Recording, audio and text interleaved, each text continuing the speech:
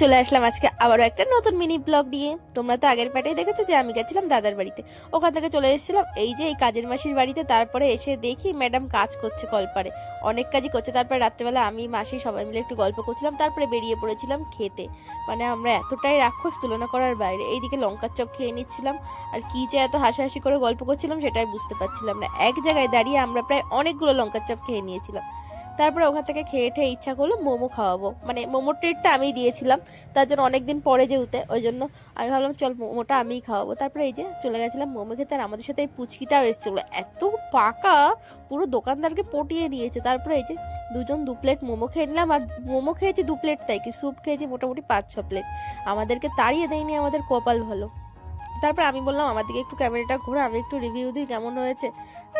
একেবারে যে মানে দাম হিসেবে জিনিসটা খারাপ হয়নি, বেশ ভালোই ছিল। তো নেক্সট পার্ট আসছে, টাটা।